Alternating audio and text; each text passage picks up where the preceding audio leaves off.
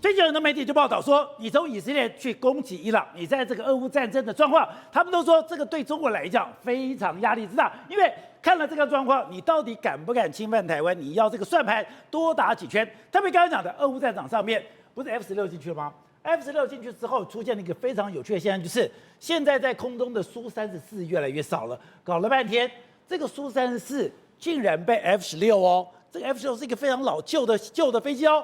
居然一架一架将它击落了。宝来哥 F-16呢，在乌俄战争里面到底有没有发挥作用？现在验证出来了，苏34就是它的刀下亡魂以及它的祭旗。为什么会这样讲？可是苏34不是很厉害吗？对，宝来哥，这里我讲给你听的。苏34厉害归厉害，但它有非常大的盲点。为什么？就说F-16顶多3代4代啊，那再怎么改装也不会是5代战机啊，这么旧型的。但错了，为什么？因为 F-16它至少在 dogfight 上面，它有它的擅长跟特点。没错，空对空它厉害。但苏34是什么？不好意思哦。苏34它是从那种苏凯其他这种旧型号改造而来，而改造之后它最大的特点在于载弹量非常大，但是呢它的阵列雷达先不先进？宝德哥跟你讲一点都不先进，你知道一把狙哦，你跟他紧急赶快，你你刚刚跨70公里呢，它只能开70公里而已，所以你说这种情况下，那 F-16很远吗？不 ，F-16至少好歹它加装弹仓之后，它可以看到300公里嘛，对不对？至少150没问题嘛。所以他们讲苏34最尴尬的是什么？它底下可能载一大堆非常这种远距离长程打击的飞弹、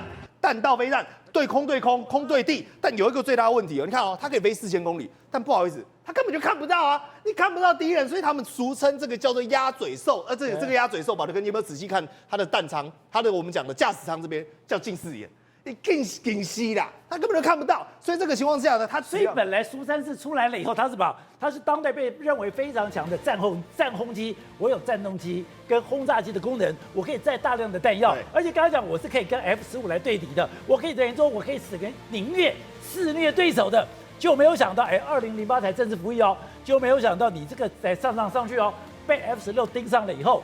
你就跑不了了。宝德哥，我这样举例好了 ，F-16如果是只有一个70公斤，我们讲银量级的，那苏34它明明就是一个重量级上达我们100公斤的选手，但不好意思，这个100公斤的选手他没有戴隐形眼镜，近视800度啊，这个度数1.2，那当然被他打得完嘛。而且宝德哥，你知道哦，苏34有一个最大的弱点是什么吗？它根本没有后照镜，你知道什么意思吗？什么叫没有后照镜？你卡身跨模，看不到后面。对，因为它载量很大嘛，然后全部武装嘛，所以你这时候呢，只要 dogfight 绕背绕到后面，有个 F-16，我们讲来一个回旋，绕到后面的时候，你知道它怎样吗？它完全不知道你在哪里，因为它刚好它这个有时候还做这种2人座，所以它后视的这种我们讲视野盲区非常大，不像我们现在讲的 F-16现在的头盔已经完全改装了 ，F-16现在头盔改装是。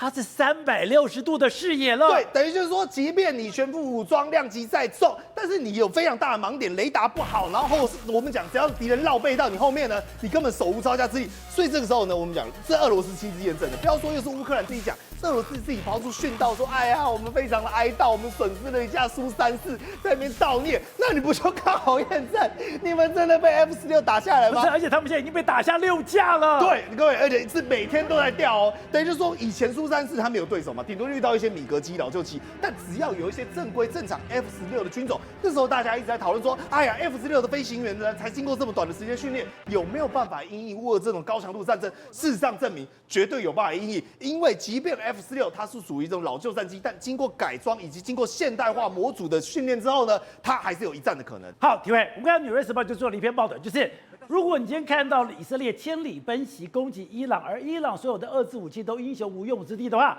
这会把中国吓死。你说不是只有这样，在俄乌战场上都已经证明了，美制武器可以碾压整个遏制武器。F-16才刚刚上去，F-16才刚刚上去，几乎1天1架。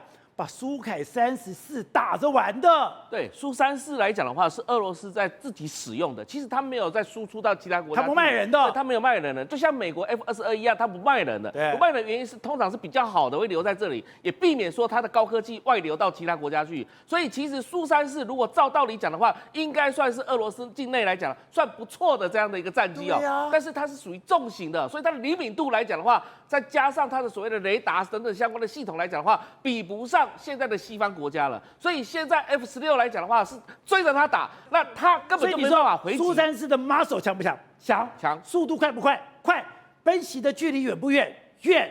我在所有的物理性能上我都很强，可是重点是我在电子设备上面是落后的。电子设备上是落后的，我就只能挨打了，只能挨打。所以他有2个飞行员都坐在座舱里面哦。事实上来讲的话，他可能都还不晓得，他已经可能被当然知道被锁定，但是问题是说他在空中的缠斗来讲的话，他能力是薄弱的。从战场一发生到现在来讲，已经乌克兰击落好几架这个苏系列战机，但是最近来讲的话，都是不断的被 F-16击落的。那显然 F-16的性能非常非常强，所以我们现在不是也都用 F-16的这个系统来讲的话，就可以了解到说，未来中共如果用所谓的苏式系统，或者是所谓的他们自己做的歼系列来讲的话，可能也比不上 F-16的一个缠斗。那我现在不懂是，如果你的武器领先对方那么多，而且现在还讲说乌克兰现在还有这种 VBAT 的无人机，这个 VBAT 的无人机是我可以到现场，以外，我在数百公里之外，我可以标定所有的这个设备，标定所有的设备之后，我这个设备做所有的坐标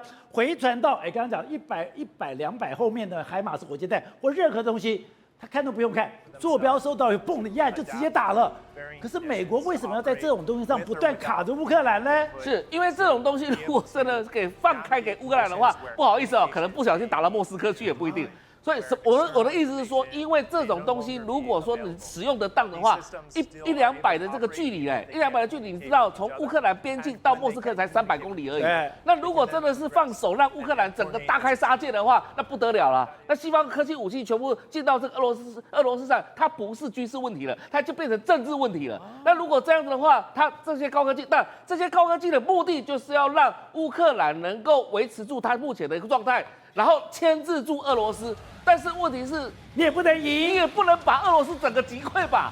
那不然的话怎么对付中国？那其实还要运用整个国际社会的政治真空的这个状态啊。所以我要说的就是说，其实乌军来讲的话，拿到美国这些武器，美国都会给他限制，你只能打哪里打哪里，这才是乌军目前来的状况。好，瑞德，我们在一开始讲说，现在北韩有派了部队到了俄乌的战场上，结果因为沟通的问题，根本没办法作战。那今天当然有个不幸的消息，我们也有一个士兵，他是我们的特战兵退伍，也到了乌克兰战场，也身亡了。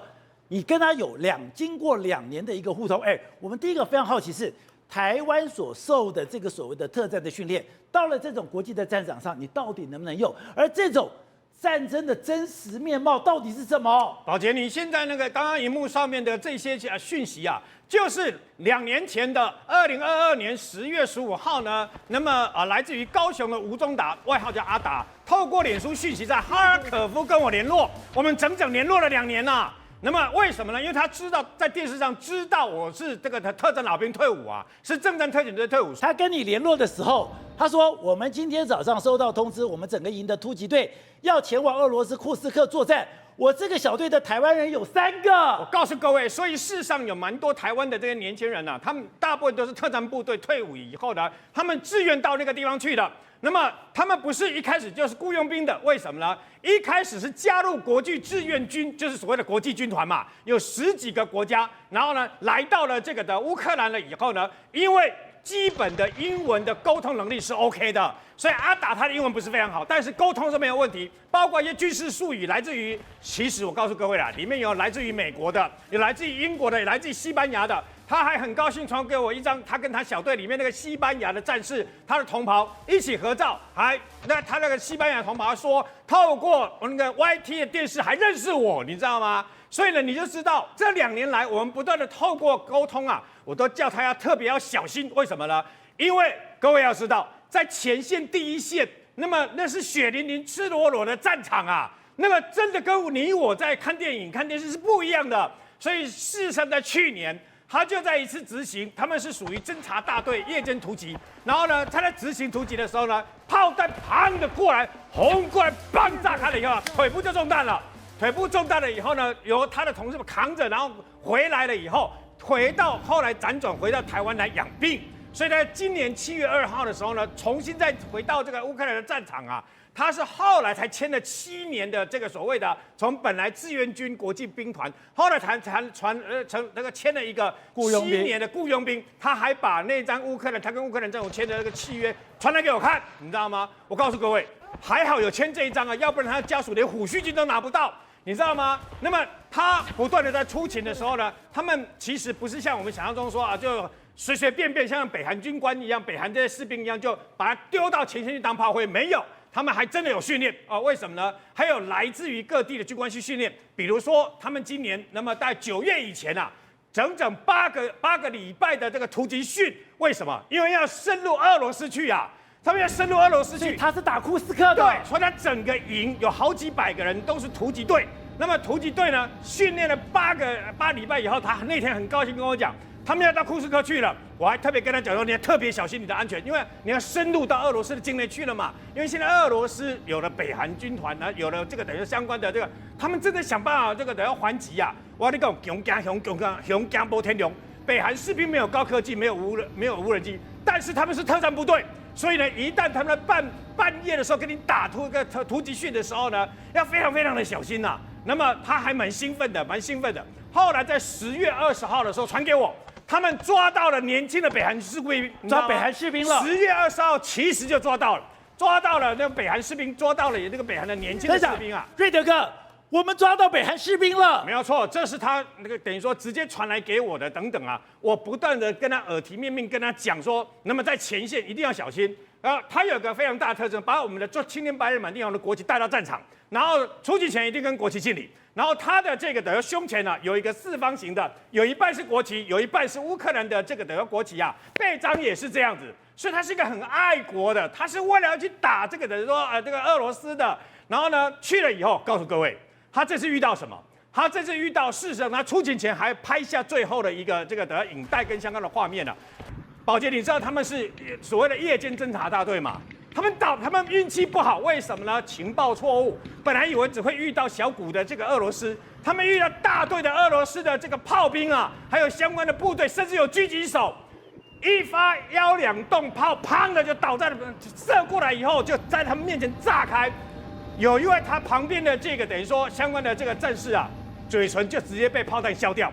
然后呢，他们的队长，他们的突击队的队长呢，直接被对方俄罗斯的狙击手砰的就把这个手给打断了。然后紧接着来第2发炮弹，第2发1-2洞炮的炮弹掉在这个阿达的面前啊，他的腰被炸出一个大洞，整个人躺在血泊里面没有办法动。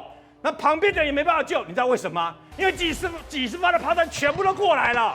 几十发的炮弹全部过来，他不是死在手榴弹上面的，是几十发的炮弹就过来了。旁边的人明明有急救包，没有办法救他，所以只好撤退，因为现场已经被死了蛮多人的嘛。等到后来，那么整个现场呢已经没有这个等于说炮声了以后，他们要尝试回去要找他，已经找不到他的这个尸体了。他说：“我们收到命令，不可以吃志愿者跟民众给我们的食物，因为。”在这里面会下毒，没有错。事实上，他们已经进到了俄罗斯的库斯克的一些城市。